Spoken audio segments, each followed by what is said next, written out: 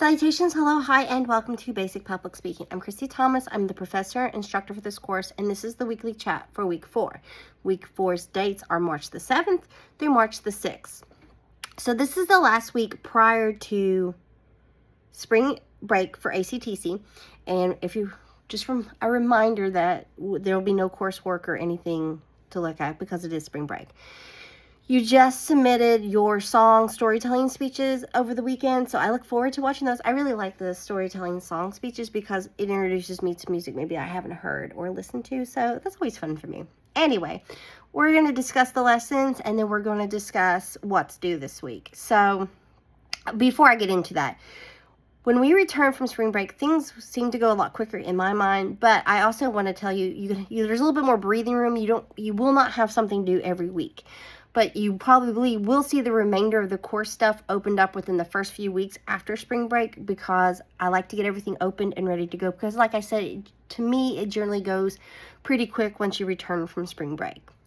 Okay, so for weeks 4 lessons, there's organization, presentation or presentational flow, and presentational flow kind of includes your introductions, transitions from main points, and your conclusion. And then there's also citation, which is both MLA, that's your written form, and oral in speech citations. These are opened up, have been opened up, so if you haven't looked over those, just do so. When it comes to the written MLA citations, I don't really discuss that much because I'm sure in your educational journey thus far, you've had to create works cited or bibliographies for papers you have written or presentations you have created. So I'm confident in that. But there's also apps and websites. I am not opposed, and I'm also a fan of making life easier on yourself and less complicated. There are apps and websites that you can go that you can literally plug and chug your information, and it generates the citation for you. And all you have to do is copy and paste it. This comes in handy for future main speeches, because main speech 3 and 4 do require oral citations. So you must, if there's an oral citation, there is a written one to be tacked onto the outline due as well. When it comes to presentation, the lesson really dives deep, like I said, into introductions, transitions from your main points, and conclusions. With introductions and conclusions, there are a variety of ways to introduce your speech and to close up your speech as well. What do I mean by this? So you can be very tactful and very literal. Hello, my name is blah, blah, blah, blah, blah, blah. But you can also, in the introduction, be attention grabbing. So you can start with a statistic, a blurb. You can do an audio clip or a video, like visual clip, using visual aids, which we looked over during week 3. A funny anecdote or storytelling comes in handy here. What else is really great here? There's so many more that I'm not touching base on because it's just not coming to me. But this is the way that you're grabbing the attention of your audience and you're enticing them to want to listen in more. You know, sometimes it's a given. I'm here for a specific reason, I have to listen, but you want to get the attention of your audience, and this is where this happens. You're introducing your speech, you're introducing your topic and purpose, but it's not so point blank. But this is where you can you have a little bit more room for creativity and flair to gather attention. Depending on the purpose of your speech will also determine what kind of introduction you're using to gather the attention of your audience. So really be checking out this module. And then when it talks about transitions, you have your main points of your speech, just like you would if you were writing something. That's your body. The transition is is the flow from your main points. So it's not choppy. You want a audible flow. And what I mean by this, you want it to sound smooth. If it's choppy, if it's broken up, if there's a lot of hesitation and pauses, unintentional hesitation and pauses, and I'm talking like many beats between, you're going to lose your audience. The flow will be disrupted, and it's really kind of hard to get the flow back once it gets disrupted. So it just talks about how to set the mood and to set the vibe and to set the flow. And then with conclusion, like introduction, in conclusions is basically, well, it's not basically, it is, you're wrapping up what you just talked about, but it can also be done with blurbs and quotes and visual and audible and statistics or rhetorical questions. You've wrapped up your speech. You've talked to us what you've talked about. You're concluding it. And then, maybe leave a little something extra that makes the audience go, But I also want to say it is not, excuse me, I have been under the weather this week and my voice has just been horrendous. So I'm kind of getting it back and it's still going out. It's not a requirement. You don't have to be jaw-dropping information in your introductions and conclusions. It's not a requirement. It's not. But you can use those tactics to really draw in your audience. And that's what we're saying here. You can be literal, or there's room for creativity and flair. But not every speech requires creativity and flair. You know what I'm saying? Just like when you're doing research, not every speech requires an in-depth thesis-style research. It could just be, some fun information to just get you started, or a little blurb, or a little quote, something interesting. I say this, when I was in grad school, I wrote a mini thesis on the communication of gamers. I started my paper with a quote from the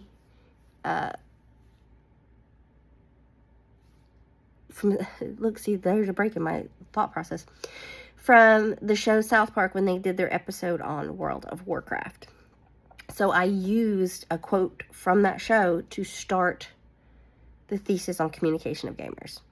At the time, it made sense because, many moons ago. But with that being said, it was just a way to gather the attention of my audience, to bring them in to want to be enticed to, listen to what I had to say, or read what I had to say, so to speak. Same way with oral. But it doesn't have to be jaw-dropping. It doesn't have to be scandalous. It doesn't have to be these things. It's just, interesting. But not every, it really depends on the mood, the vibe, and the purpose. Remember, purpose, we talked about this. The purpose is driving our topic, like which direction we're going with our topic. So, again, this week, it's March 2nd through the 6th. Organization, it just shows you ways on how you can organize your speech. But for the most part, it's done, we're chronological-esque in this world. Generally, that's what is in the educational setting, unless otherwise asked for. But it discusses various organizations of speeches. Presentational flow, your introductions, transitional flow from your main points and your conclusion. And then citations, both oral and written. So written is MLA. That's what I asked for on your work, which is on your outline for works cited, comes in future. And then oral citations, and I'll dive deeper into that in the future because of your last two main speeches. All right, so you do have a speech due at the end of this week because it's, again, week 4, the week prior to spring break. Your main speech 2, which is an informative how-to, we discussed it in last week's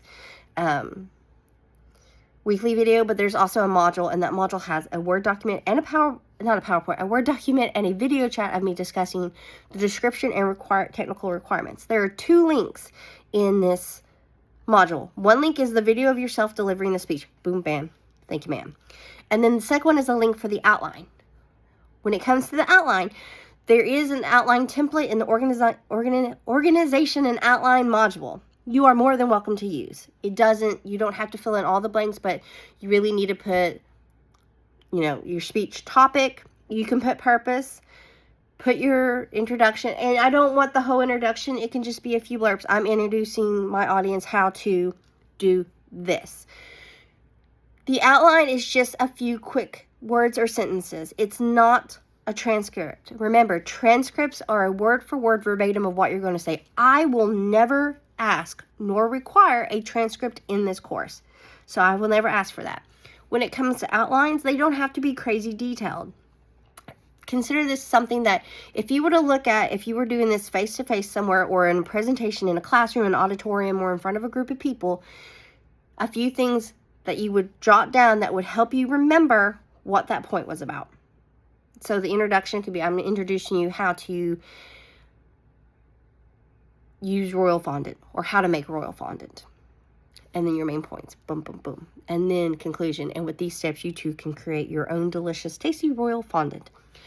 Doesn't have to be crazy detailed. I don't want you to go into this thinking it has to be super detailed. You can use the outline I provide. If that's not your cup of tea, make your own outline. I am not a stickler on it. Again, I just like to provide the tools that make life just a tad bit easier and a little less chaotic. With the informative how-to, technical requirements are, an outline is due with one. This is the very first speech you have an outline due, and an outline will be due with main speech 2, 3, and 4. Never with storytelling. So from the main speeches from this point on will require outlines.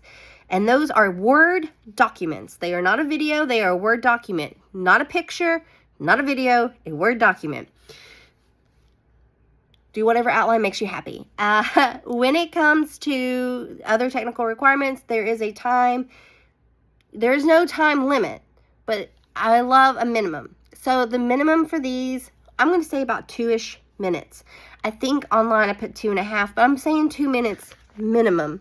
Now, if you fall at like 1:53, 1:57, no biggie. It's when we're not even hitting a minute in our speech, there will be a deduction in points. If that happens, again, I've said this before and I'll say it again, practice your speech out loud or even record yourself doing the speech, because then you can figure out ways. You know, I am a fast talker. I know that I am. I have to slow it down, because if I don't slow it down, I'm just going to rush through it, miss points, and it'll be all kinds of chaos. So we're looking for a less chaotic route. So slow it down, take a breath, breathe, make your points. Okay, great, grand, and wonderful. And then the other technical requirement is the use of a visual aid. This is the only speech the use of a visual aid is required. And you can get creative. You can do it in real time, step by step. You can do, you know, kind of show us a few steps here and there. Show us the finished process. You can do it, when I say in real time, you're showing us how to do something in real time. You can also get creative.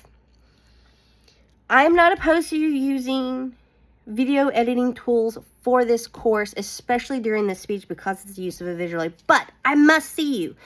You can't just submit a PowerPoint presentation of your speech. I have to visually see you. Every speech video, every speech in this course requires a video of you delivering the speech, so I have to see you. So I'm not opposed to you using editing apps and whatnot for this course. Just keep in mind that I do need to see you. So, but you have a lot more room for creative flair. And check out the visual aid module if you are confused. So let's recap week 4. Week 4 dates again are March 2nd through the 6th. Great, grand, and wonderful.